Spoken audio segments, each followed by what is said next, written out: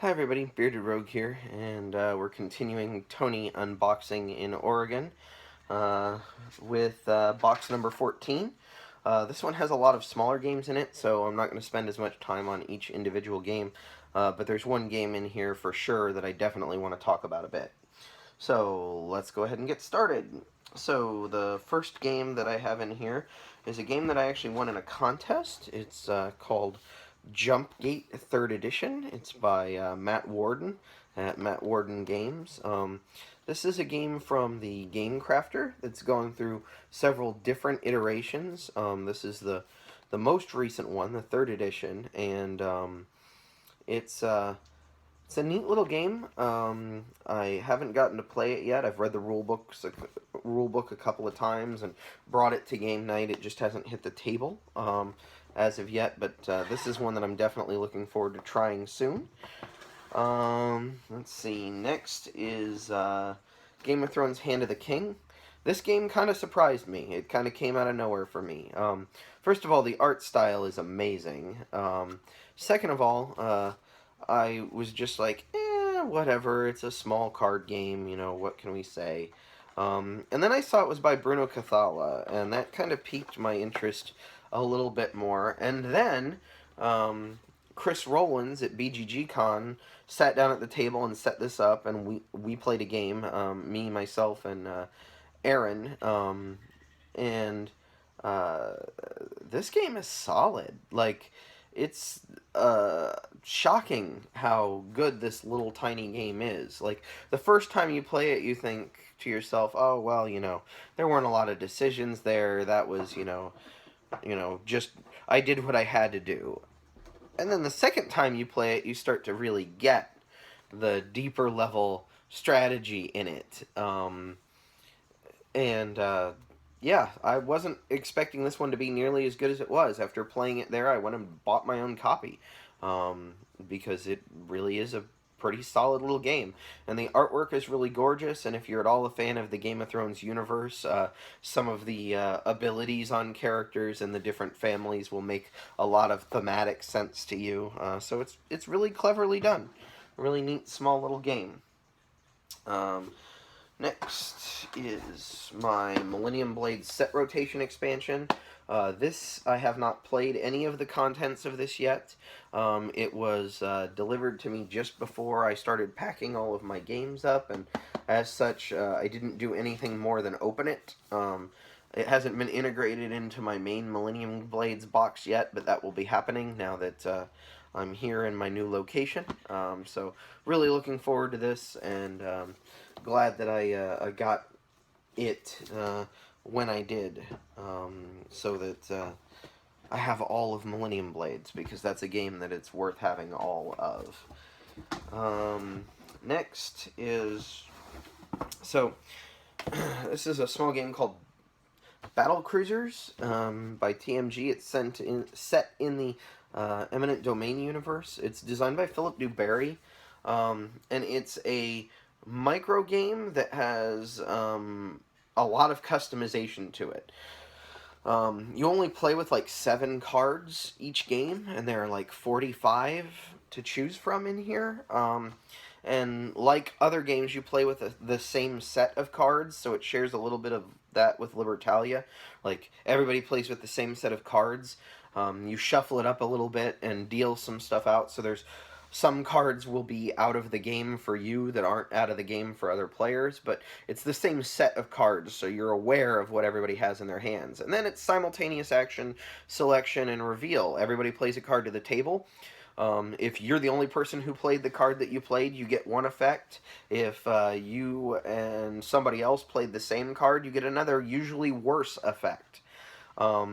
And you're trying to either eliminate all the other players or gather enough points to win. There are different subsets of cards that you can play with, either suggested in here, or you can go through and choose the subset you want to play with to either focus much more on player elimination or much more on point victory. But yeah, this is a really cool little micro game that has a lot of different permutations and ways to play it. I think it was kind of an afterthought for a lot of people who picked it up at the same time as the Eminent Domain expansion, but that's a shame because it's a really good little game in its own right, and I think it deserves more positive press than it's gotten up to this point. Let's see, getting to the bottom of this one. What's in here? Just some extra cards for Balcon. In this case, the single-player dungeon cards I've put in a small portable box. I'm not going to belabor that point too much. They came with Devastation. There's a single-player mode in Balcon as well. Yet another example of how much variability and different ways to play that game there are. Next game is Lanterns, the Harvest Festival. This is a very clever game design. It's a tile placement game, but as you can see, each of the tiles is divided into 4 sections, and depending on where you're seated at the table, depends on which section is pointing at you and which type of card you get. So every time you play a tile, especially in like a 4-player game, you're making decisions as to what resources the other players at the table get in addition to the resources that you get. And sometimes you're deliberately giving them things that they either can't get or that they don't want. And other times you're forced to give them exactly what they need in order to get what you need. And it's a very, very clever game. Released by Foxtrot and Renegade, and I haven't played with the expansion yet. I've heard that it's really good, but it's a solid game without the expansion, and I highly recommend it. It's a pretty light game to play. Can play it with pretty much anybody, and it's a very, very clever design, so that's why I've held on to that one. Let's see, what's next? So this is a little game by Bruno Feduti and Ludovic Montblanc called Agent Double or Double Agent, depending on which way you read the title. But this is a neat little game in that it's 2-player, and each player has these little tokens with numbers on them. They place next to the various spies in the center of the board.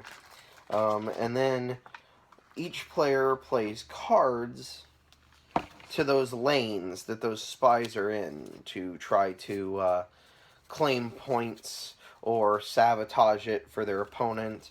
But you don't know what your opponent has played on those agents. You don't know what those agents' loyalty is completely. You know what their loyalty to you is, but you don't know what your loyalty to the other player is, and that makes it very interesting as you try to figure out, do I place my big points card on the highest loyalty person to me? Is that somebody that they're going to booby trap? Like, if they find out that the high point card is there, are they going to booby trap that one so I don't get any points? Do I try to take a risk on one of these other guys who's a little bit less loyal? Maybe they're more loyal to the other side. I don't know.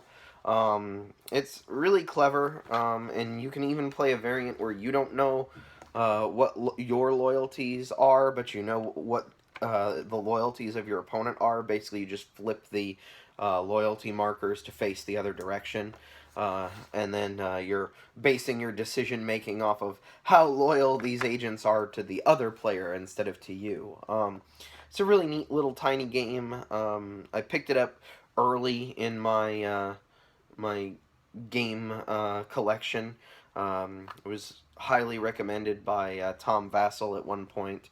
I think he's replaced it in his collection since then, but I really like it. It's a good little 2-player game, and when I started my collection, my primary gaming partner was my wife, and it's one that we both enjoy, and that's Agent Double Agent, whatever the name is. I think it's Double Agent, but the way that they wrote the name is, as you can see, a little bit confusing.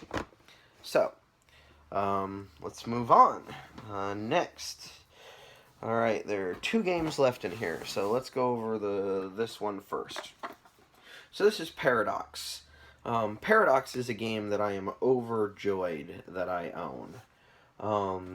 If you can't see on the back there, each player has a grid of these little circular chips, and you play it like a match 4 game. And like the match 3, match 4 style of game on a mobile phone is one of my favorites. I play a lot of them, even the not so good ones. So to see it translated into board game form in a good game is very, very neat. Very, very different. The game involves a bit of a draft. You're basically all of you are working together to try to repair various timelines in the multiverse, and you use the manipulation of your grid in order to do so. Um, and you score points based on what you complete and uh, what you keep active in the timeline, basically the worlds that you keep from being destroyed by the paradox. Yeah, it's a game unlike any other game I've ever played. I picked this up at Gen Con. Like, I specifically went out of my way to get a copy of this because the mechanisms are so clever, and I had missed the Kickstarter. But very, very happy to have this one in my collection because it fills a niche that no other game really does. Um, and it's highly customizable on top of that. There's a whole bunch of different things that you can add that change up the gameplay from game to game, and really, really glad to have this one on hand. It's a really neat game. Paradox. Last but not least is the final of my favorite 3 games of all time, the one that I haven't talked about yet, and that is Sentinels of the Multiverse. I love this game. I love pretty much everything about this game. I think the art is amazing and has only gotten better over time. I think the gameplay is really fun and really intuitive. It's a superhero game where superheroes are actually cooperating, God forbid. Everybody seems to want to make superhero games where we fight each other. You know, yes, Hulk and Wolverine have fought each other in the comic books, but I'm much more interested in playing the Avengers or the X-Men, even the Fantastic Four, than I am having yet another Hulk versus Wolverine slugfest stupid thing. Cooperative games are my bag. If you don't like cooperative games, you may not like this one.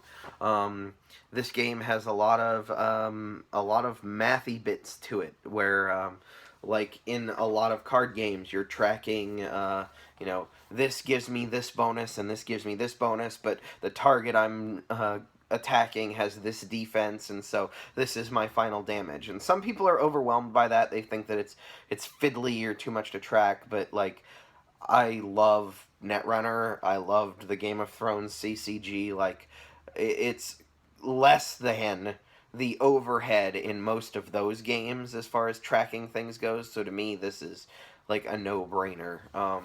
I own everything that's been released for it, and I have the Oblivion stuff, the final pieces of it coming on the way whenever that Kickstarter fulfills.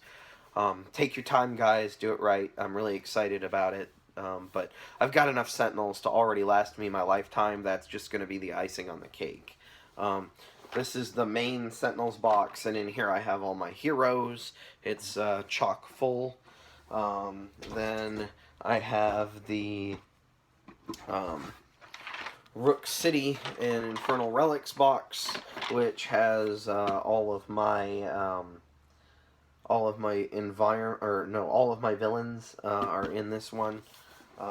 And then I have the Vengeance box, which has all of my environments in it, as well as all of the large tracking cards and the Vengeance style villains, the ones that are small teams of villains that take their turns between heroes. And then I have Villains of the Multiverse, which is actually empty.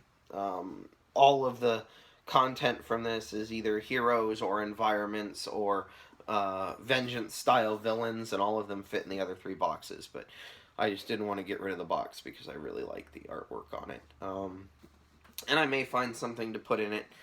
Who knows? One of the things that I'm most excited about with the new Kickstarter is they're introducing an all-in-one storage solution, something that should let me have all of this in one box rather than three. And they're running into some issues with structural integrity because it's a lot of cards. It's a huge number of cards to try to store inside of one box, but I know that the people at Greater Than Games are up to the task and aren't going to stop until they're actually satisfied with the results that they're producing. And they've been keeping us up to date on what's going on with that, so I'm really excited. Sentinels is, like I said, one of my favorite games. It's probably, no, it definitely is one of my most played games.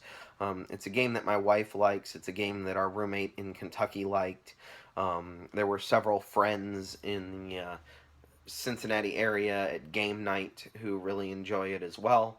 So I've played a lot of Sentinels of the Multiverse, and I haven't even really scratched the surface of how much there is to play. Like, every time you use a different character, every time you use a different environment, every time you fight a different villain, it's a different game. And you know, you can even play two exact duplicates of the same game, and because it's a card game with all of the luck involved in drawing cards from a deck, it'll be two different games completely. They won't play the same way. Yeah, Sentinels of the Multiverse is one of my top 3 games of all time, and glad to have it here in Oregon now so that I can play it with a whole new host of people and heroes, and waiting on the Oblivion expansion to finish out my collection and hopefully put everything in one gigantic box of amazing. Speaking of boxes of amazing, that one was pretty good, but it's empty now, so we're going to go ahead and end the video here, and I'll talk to you guys again later on. Bearded Rogue out.